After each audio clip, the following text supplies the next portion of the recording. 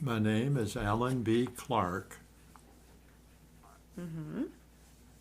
My And age is 92. yes. My birthday is 10 September 23. And where were you born? Where was I born? I Uh-huh. was born in Virginia. Okay. Will you tell me brief information about your family? Where did your family come from? Well, they're primarily from the English continent. My mother felt it's from the Welsh, uh, but my wife primarily did a analysis of where we are, and we have a book up to a certain point, but we can't go back much further. We're back to about 1760, and we have all that in a genealogy book, and I can show that to you before you leave if you'd like to see it. Sure. And but I was born on the farm. My dad raised tobacco and corn and horses and cows, and I was born there. There were 7 children, uh, 3 girls that were older than I, 2 boys that were older than I, and 1 daughter that was younger than I. And they all have deceased now. Okay. And so you're part of the Chosin Few Association, which means you were at the Chosin Reservoir during the Korean War. Is that right? That is correct. Okay. Then were you a part of the Marine Corps? Yes, I was. Okay. That means you enlisted yourself. You weren't drafted. That is correct. Right. Then when were you enlisted? When did you enlist? I enlisted in a reserve program. I was in college in William and Mary, and I enlisted December the 12th, 1942. When did you arrive in Korea, and where did you arrive to? I arrived in Korea at the Incheon Peninsula, Okay. the Battle of Incheon. Prior to that,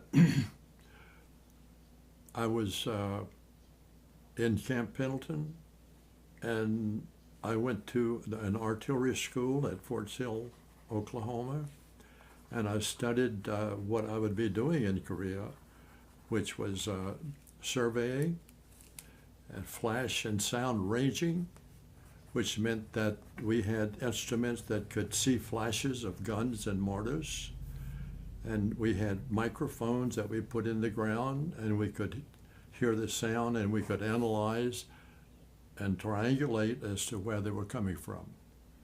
And if we saw a flash of a gun, we called that an A reading.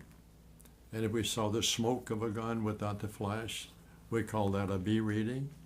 And if we saw the glow on the horizon, that was a C reading. And I did that most of the time I was in Korea. On the second tour, I was there twice. On the second tour, I was with the 2nd Battalion, 11th Marines, and I was a battery commander of D Battery. Okay. So at your second tour, you were with the 2nd Battalion? Okay. Then when you first got to Korea, which unit were you with and what was your rank? My rank was a lieutenant, and I was with Headquarters Battery, the 11th Marine Regiment. I landed on Incheon in the 8th wave in a duck boat.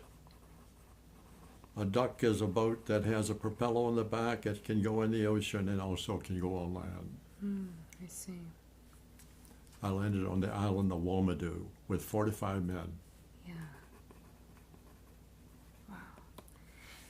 Can you tell me about that story of you in that boat coming into Korea? What were you feeling and what did you see? What did you hear? What was it like? Well, we could see the Incheon proper, where the infantry was landing, and as being the 8th wave, when we got to a position we could see them on their ladders as they climbed up the wall. And then when we got closer to the island, we couldn't see that.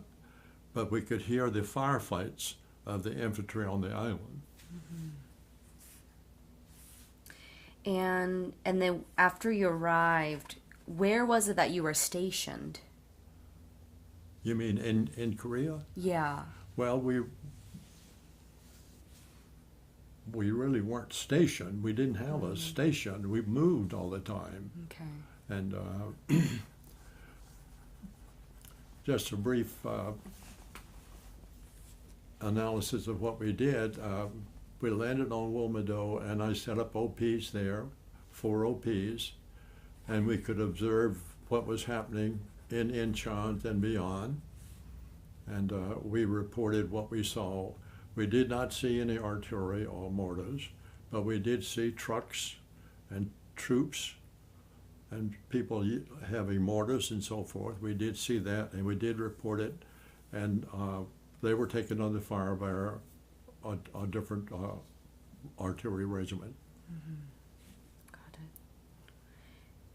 And what was the living condition like? You said you kept moving around, but wherever you stopped at to, stay for, I'm assuming just like a few days or so, and then you moved around? Well, you would probably stay for a couple of days, maybe a week, but you had a tent, and you had a sleeping bag, and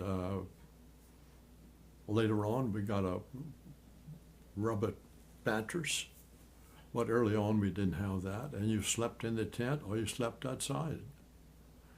And you were on duty 24 hours a day, and you had to learn to sleep and then work and then to work and then sleep. Which battles were you involved in during your time in Korea? I have 5 stars on my ribbons. I'm not sure I can name either one. Incheon, Seoul, Wonsan, the Chosin Few, Central Korea at the Chosin Reservoir in that area.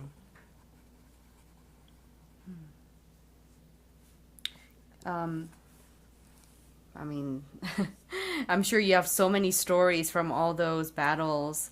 Can you tell me a few of them that maybe are more profound to you or that you remember most? Yes, I'd be happy to try to remember them. Sometimes you forget. In the Incheon area, one of the first things we noticed, of course, were the families and the children. They were nice people. They were friendly to us. And as I was reconnoitering to find another OP, observation post, I went through this small village near the airport. Was it Kimpo Airport? And I went through that small village, and I noticed that the villagers were friendly and started to point. And I wondered what they were pointing at. And finally I stopped, and then they pulled out a guy, and it was a North Korean. And they wanted me to take him, which I did, because they wanted to get rid of him. And that was the first prisoner that I captured. Wow. And brought him back to the regiment, and he was sent through the prison chain of command, however that goes. I didn't know what happened to him after that. Wow. Was it kind of an intense moment, or was it kind of easy to handle? Well, it was kind of easy to handle, but it was intense not knowing whether he was the only one. Because I only had a Jeep and 4 people. And I didn't really know much about how the Korean people felt about us coming that way. But they were friendly, and they were helpful, and so it helped us. It helped the whole engagement along. I finally got an interpreter, and he traveled with us the whole time that we were in Korea, so that we'd be able to know what's going on. Right. When you didn't have the interpreter yet, You must have had to, use body language and. hand. You did it with your hands, and they could shake their heads and like that. And but another thing that happened before we got to Seoul, we reached the Han River, and I still had the duck, and the observation was best on part of across the Han River, and part of it on the what would that be, the west side of the Han River. Mm-hmm. So I reconnoitered and found some observation posts on the other side of the Han River, which I occupied, and I had some on this side, and we were able to see Seoul, the outskirts of Seoul, not downtown, but the outskirts of it, particularly on the side there. And while we were doing that, a message came over the radio with a set of coordinates and said, "Don't fire on these coordinates. It's a brewery, and there's beer there." So I said, "Well, gee whiz, that's interesting." And after a day, I saw people going and coming back with jugs, with cans of beer. And my man said, "We got to have some beer, Lieutenant." So I had five 5-gallon water cans, one for each observation post and one for the center that I had. I sent 5-gallon water cans down to the brewery and brought back beer. And each OP had a 5-can full of beer, and the one is there. After 2 days, I got a call from one of the OP leaders. He said, "Lieutenant," he said, "I've washed in beer, I've shaved in beer, and I'm tired of beer. Could you please get some water?" Wow. So I got some water. They all had water then. But those were two wonderful observation posts because we could see what was coming out of Seoul before our troops crossed the Han River. And after they crossed it, we were in good position to see. And while there, we saw a number of targets, which we reported. And finally, we observed 6 tanks coming out of Korea right toward our infantry. Wow. So I reported that, and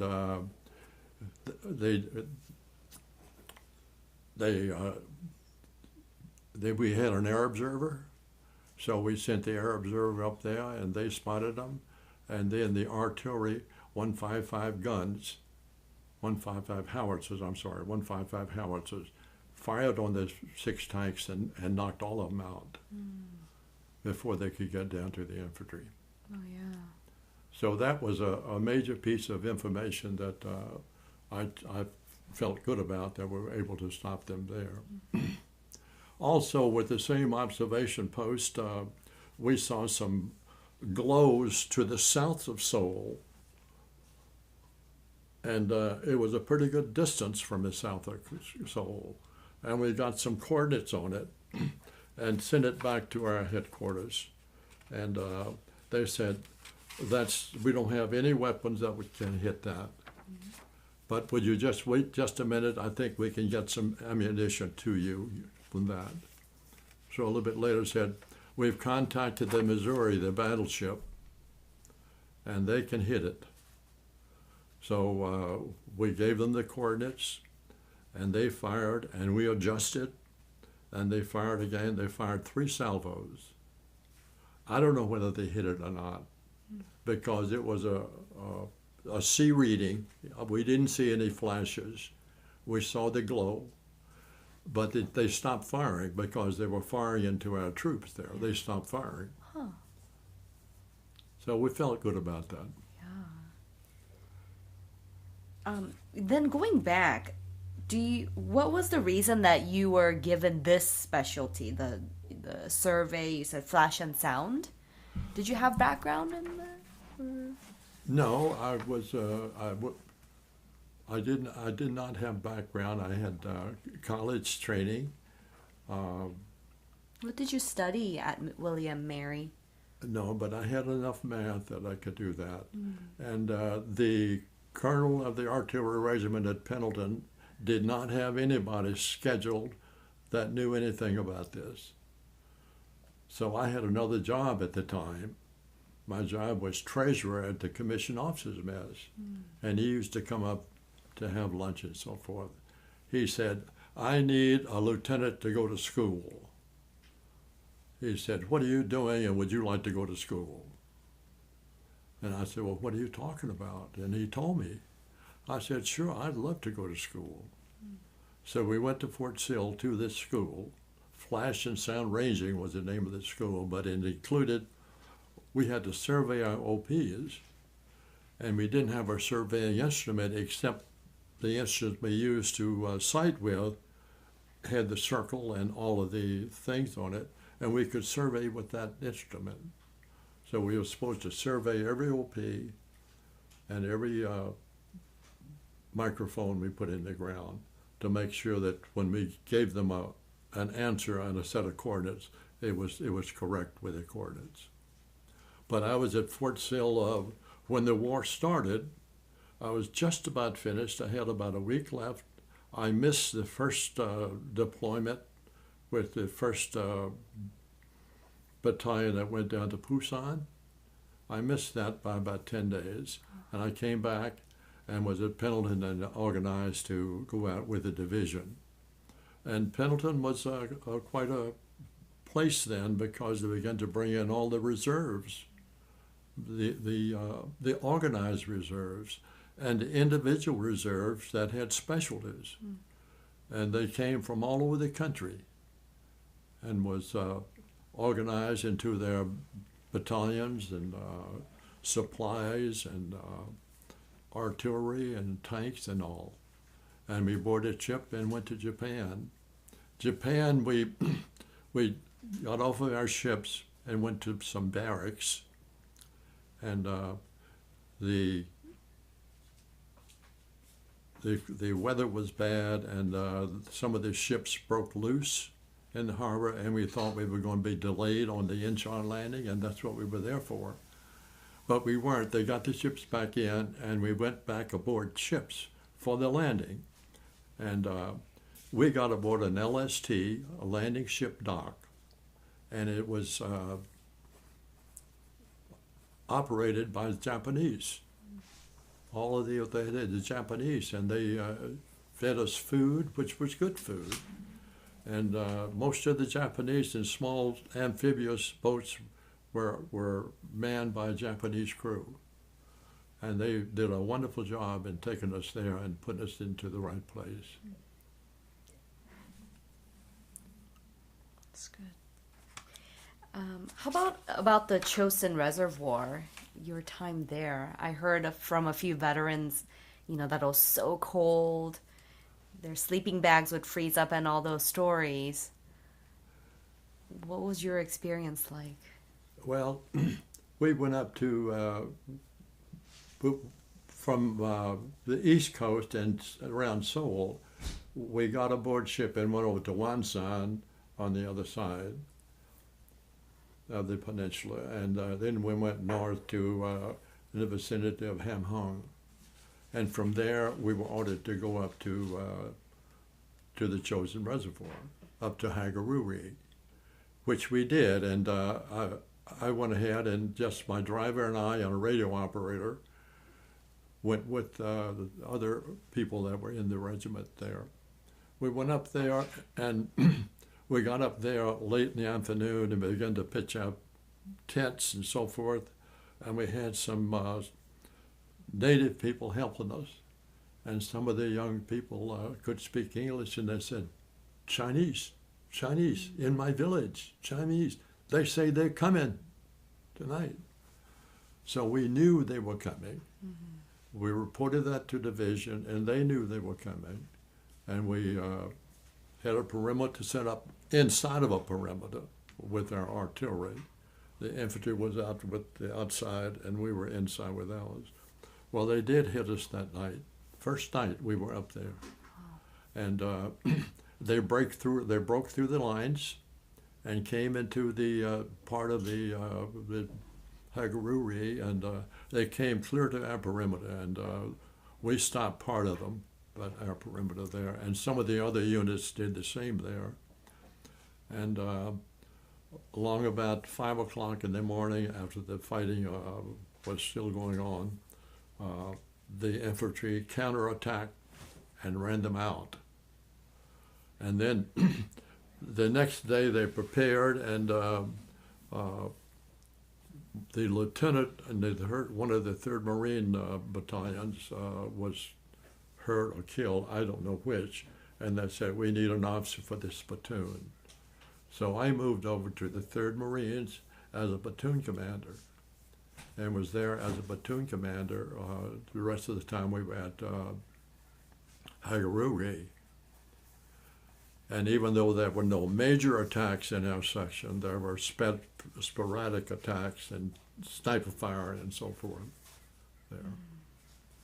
And coming out of the reservoir after we got the people back from UDAMNI and got them organized and started out, I was transferred over to this 1st Battalion, 7th Marines. And I was an assistant liaison, artillery liaison officer. And we came out with the 1st Battalion, 7th Marines. Mm-hmm. And on the way out, it was, as you probably know by now, it was just one road, a real thin road. You couldn't pass most of the time. And you just went down that road. That was the way out. You couldn't do that. Where we were ambushed several times. One was a major ambush with my part of the convoy, and they hit us. We didn't know they were there. They weren't firing. They hit us all at once. And the Jeep I was in the back seat at the time. The Jeep was hitting the engine, which stopped the engine. It hit the gas tank and emptied the gas tank and punctured the rear tire. I was sitting in the back seat, and nobody in the Jeep was hit. But we all jumped out and got in a little defilade hill on the backside, and they started coming over. The railroad tracks was on the other side, and we had a pretty good firefight.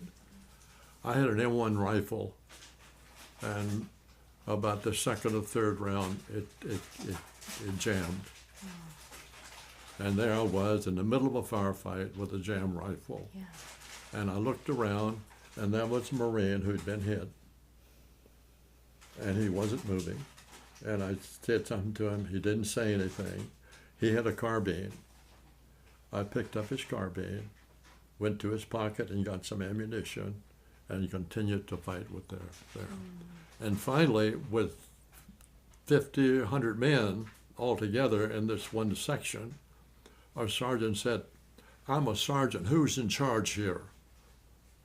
And I said, "Well, I'm a lieutenant. I don't know whether there's anybody senior to me or not." He says, "Lieutenant, you're it. What do we do?" And I said, "Okay, let's move over to the railroad tracks and everybody lie down and use the railroad tracks as a parapet." And got down and continued to fight, and that's what we did. And we finally, they finally stopped. The Jeep I was in, the driver was pretty resourceful. He began to look for something, and he found a rope and a truck in front of us. And he tied a rope to the bumper of the truck and to the Jeep. And we were pulled into Coterie behind that truck there. So that was pretty resourceful, I thought. That's so intense. I'm like picturing the scenes in my head. Yeah. You had all of a sudden you're asked, what do we do? You have to just think of the solution quickly. Wow. Well, with that particular section, there was nobody really in charge. It was just the end of a column and the beginning of another column, and just a short space like that, and somebody had to be in charge. Right. Wow. I have some clothing if you want me to discuss. Clothes? Yeah. Oh, yeah. Let's show that to the camera then. Okay. So you have some jackets here next to you. And so, yeah, if you just hold it up, then we can show the camera. Okay. Mm-hmm. First off is the field jacket. Yeah. And it has the hood on the back that can zip off or button off, and it's real thick. Right. There. And the other one is really a godsend that we had it. It's an overcoat. It has an insert, which is fur, and it's London fog, and everybody had one of these, and everybody wore them. You slept in them, you wore them, and you were lucky to have them. Right. In addition to that, we had a wool scarf, which was wonderful because you could put it around your face in that wind, which was really cold. You could put it under your helmet and just have your eyes out. And that was wonderful. In one place we were, the wind was blowing like crazy. This was down near Coterie. And we were out near the bridge that was blown. And we were communicating with our headquarters. And as I stood there with the wind blowing, and it was, at that time, it was 42 degrees below zero. And the wind was blowing like crazy. And if I faced the wind any length of time, I couldn't close my eyes. They were freezing. Oh my God. So you turn your head around, I turned my head around like that and try to blink them, and finally get them so they could do that. Oh my goodness. That's how it was there. But at Coterie, once we got to Coterie, we refurbished and replenished, and the blizzard hit, the real blizzard hit that I'm talking about. And we waited to come on down. There was one major obstacle. We had to get the bridge in, and had to take care of the mountains overlooking the bridge. We had to occupy those mountains. And we kept waiting. The blizzard was about 2 days. And it was one of the worst blizzards in history, what they said. Really?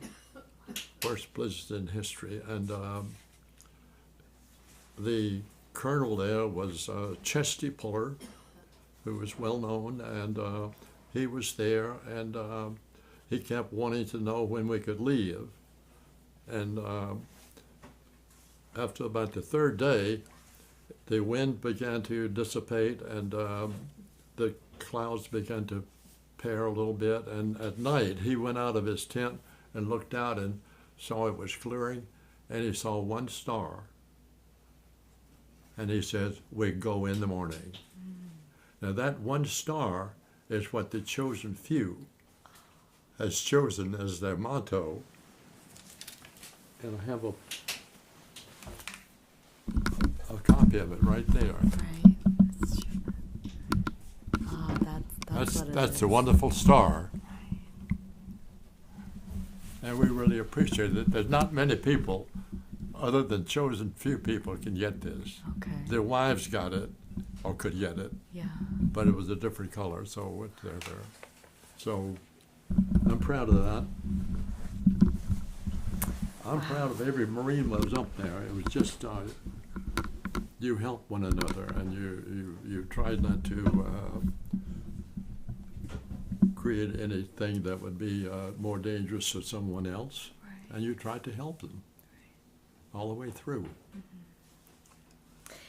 You have so many, of course, it was the war. So many hardships that you had to endure. Which, would you say you can pick like the most difficult, most dangerous moment or incident that you went through out of all those? Oh boy.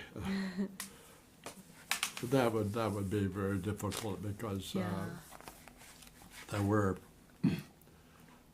I would say that coming out of the Chosin and before we started out was probably the most difficult moment because we didn't know, most of the Marines didn't know, and even though the officers wouldn't tell you this, they didn't know either. Our division commander, General Smith, what a wonderful man he was. MacArthur's former chief of staff was in charge of the 10th Brigade.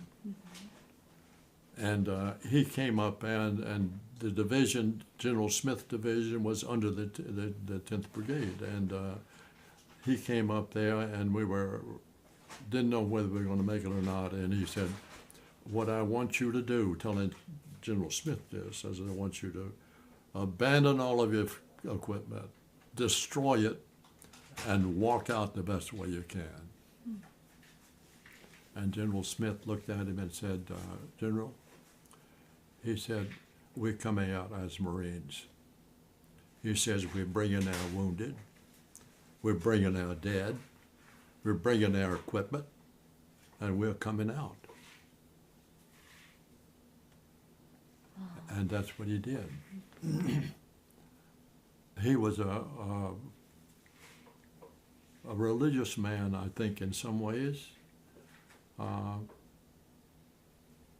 But he was well respected by his staff. He made sound decisions, and he tried to take care of everybody. And for example, they had trouble.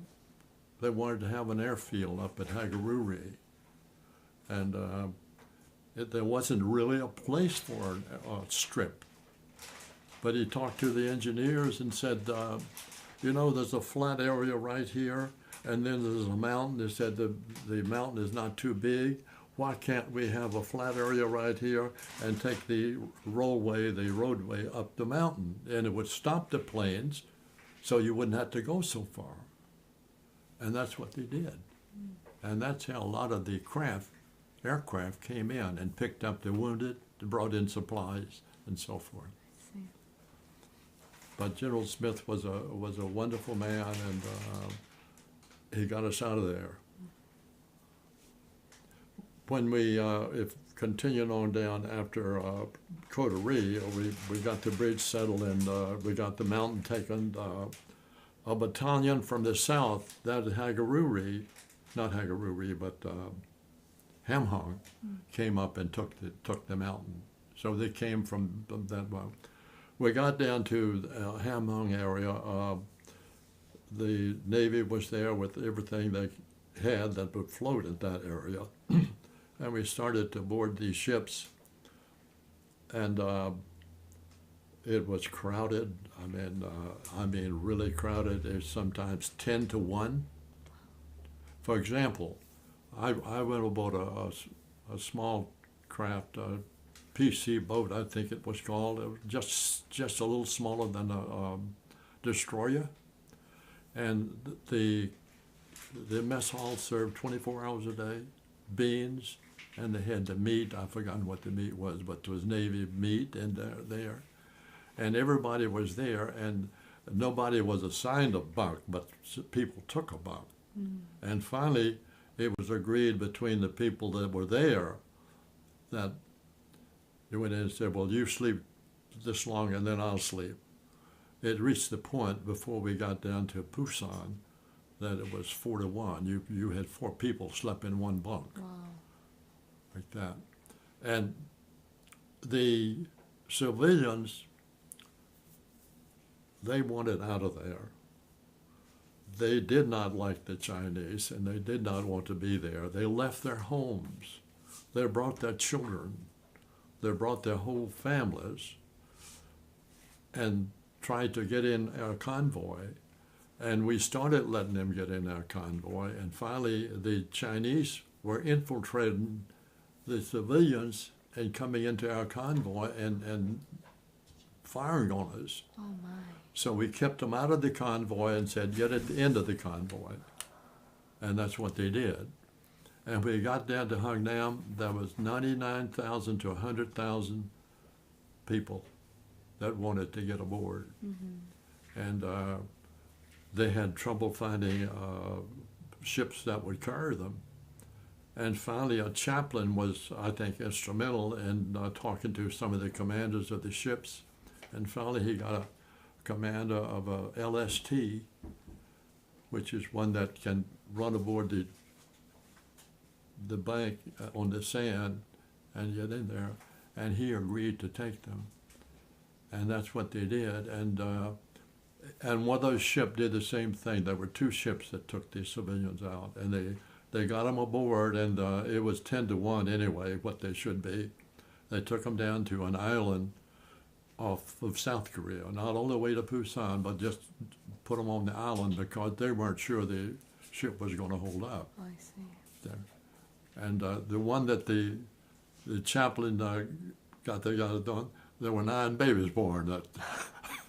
Wow. Oh my gosh. So that was really something those people wanted out of there, and the 99,000 of them, that's what they estimate, came out. Right. There was a recent movie that was made that captured that, reenacted that scene, and it was so many people just, running for their lives to get into the ship, and some people even falling off the ship, unfortunately, even after having gone on, because it was so crowded on the deck. They did what? They fell off the ship too. Yeah, well, yes. Yeah. Because a ship just has a little wire or chain around it. And people, if they aren't used to it, and the ship is going like this, they can fall aboard, they can fall off, particularly young people. Even older people sometimes can fall off. Yeah. So yeah, it was a really intense moment, but you were someone that, I was right there in the midst of it, and the chaplain, and I wasn't there when he talked to the skipper, but I was right close, and the skipper said, "We got to do something." He said, "I'll take them." And that was it. Yeah. And then the other captain said, "Well, if you take them, I'm going to take some too." So they got all of them that were there. Yeah. Yeah. Wow. How about with Korean soldiers? Did you often work together with Korean soldiers, Korean Marines? Yes, Korean Marines primarily. Some Korean soldiers. Korean Marines were tough. Their discipline was 10 times tougher than ours. They just didn't put up with anybody that didn't cooperate and anybody that didn't try. They just didn't put up with it. And they had wonderful advances when they were asked to advance. They advanced, and when they were asked to defend, they defended. They're wonderful. They're absolutely great. The Marines I'm talking about, I don't know much about the soldiers, but I'm sure that the same thing is there.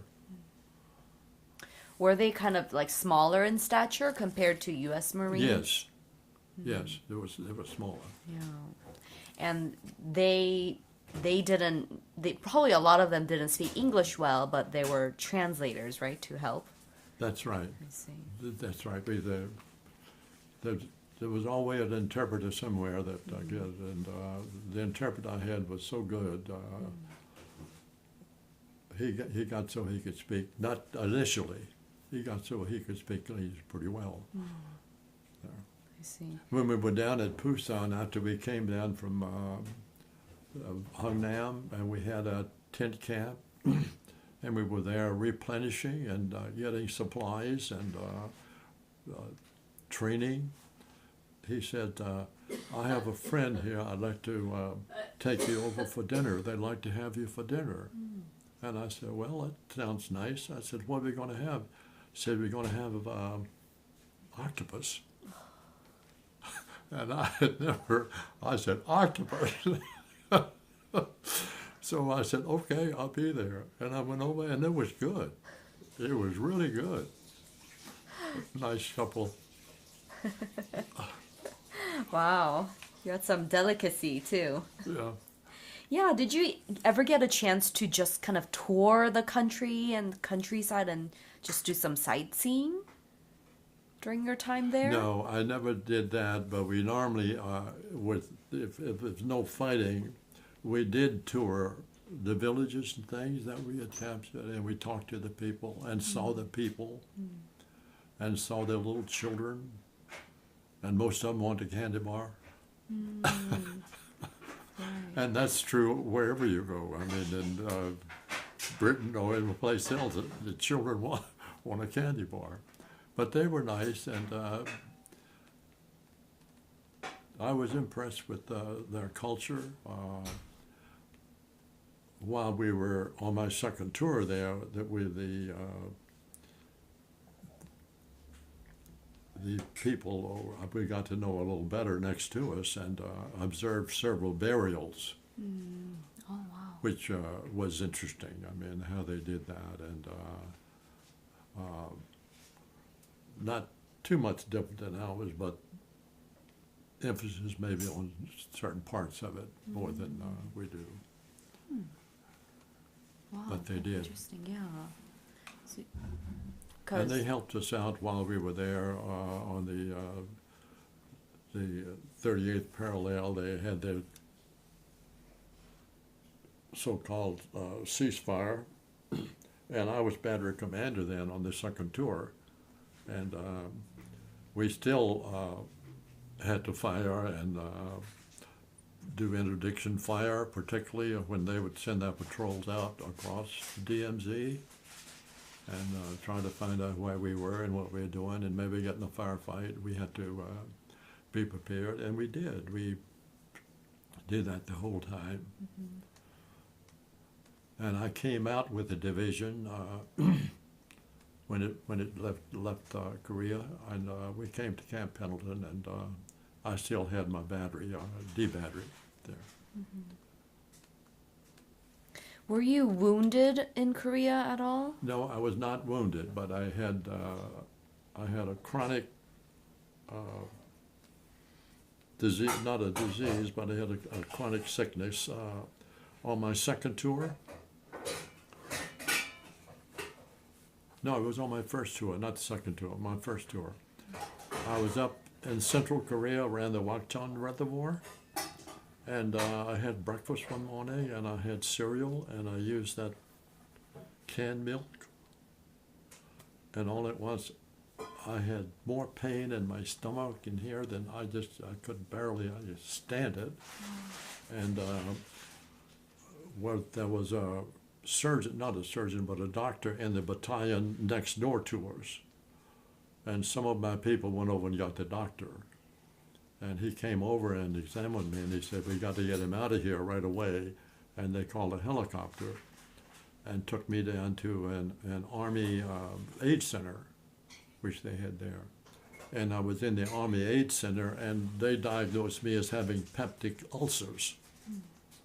And they said that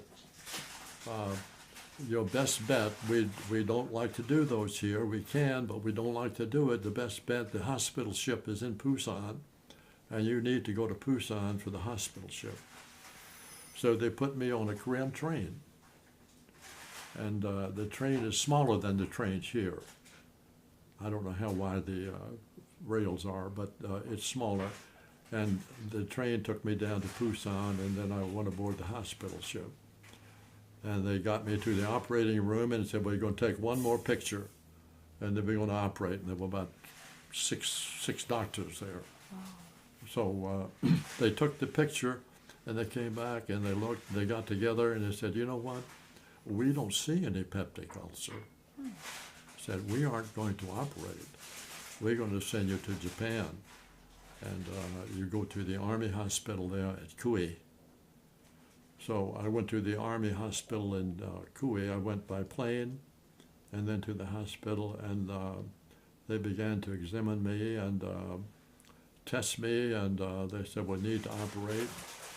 One, you have stones in your bladder, your gallbladder, and also you have your stomach juices aren't what they should be. They are different than they should be. and we're going to operate on that too. So I was operated on there, and they cut some of the optic nerves that control some of the stomach solutions, and they operate on my stomach, and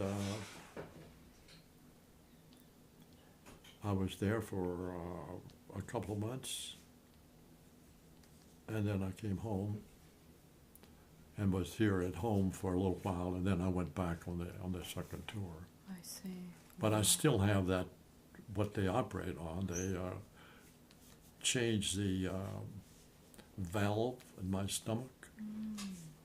They cut it so it releases more than it normally does, and they cut some of the bile things that do that there. So I take medicine for that, and it seems to work fine.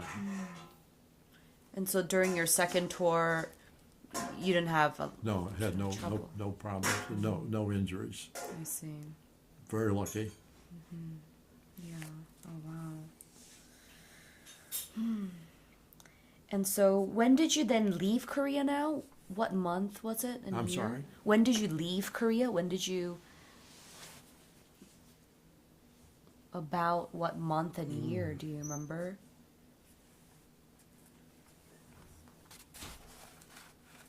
It was in I think the spring of the year. I forgot exactly. Okay. Wait a minute, maybe I can figure it out. The war ended in 53, right? 1953. I mean, not ended, but ceasefire, 1953. Well, I came back in 53 or 54 Okay. at the end of that, and not long into that. That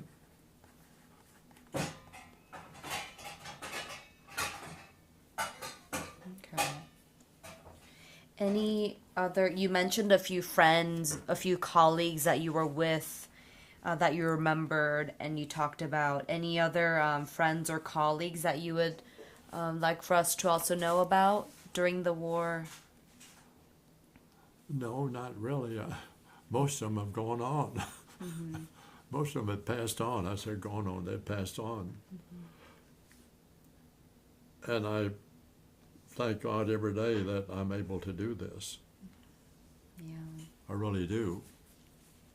And so does my wife there. She's 93, and but we work at it. We walk every day, every other day. We try to walk 2 miles. Wow. Up and down the road. We pick up trash as we go down. We even pick up cigarette butts as we're going down the road there. And, Yeah. so we try to clean up the road and have it more beautiful for everybody else. Yeah. And that's how you stay so healthy. You look very healthy. Well, I do that, and I try to eat right. We both do. My wife's a home economist, and she's famous for her entertainment while I was in the Corps.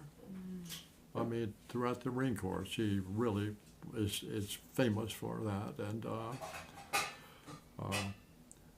I make a salad every night. I have 10 vegetables in the salad. And I try to rotate them, and I try to have as many colorful vegetables, red and yellow and green and purple, any of those. And we do that, and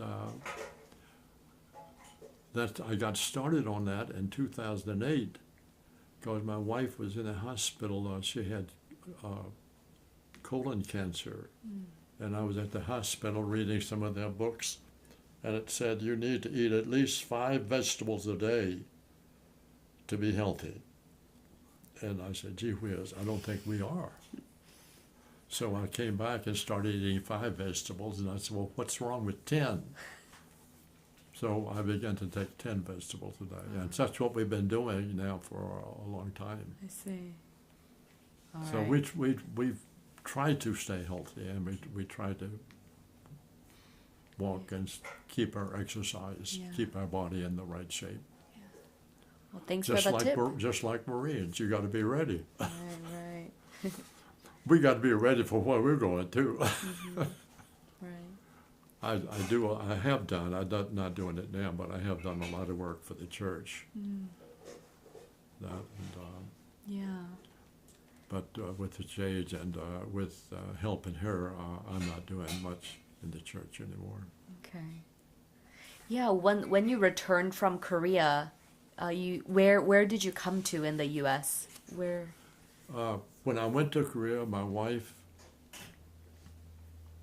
and children went to her family in Ohio. And it's a small town in Belleville, Ohio. And everybody knows the family. Everybody knew her. And when I got up there at the Chosin Reservoir with all of the publicity, everybody knew I was up there.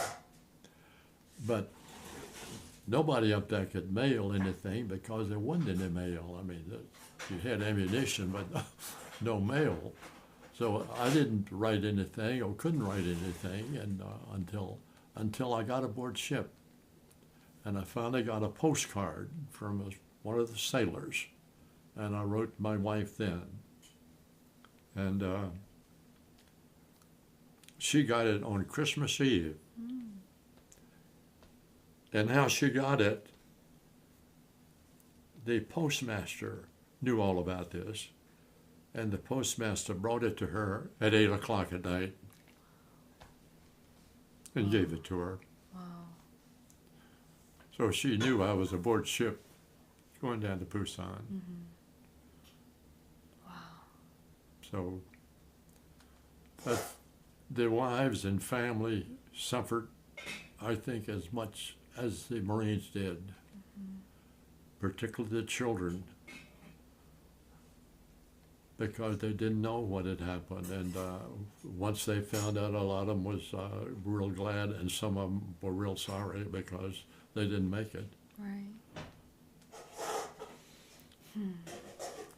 And once you returned, did you think of Korea often? Think about Korea often and think back to your time there? Oh yes, I thought about it often. I still do. I see. I really thought about it often, and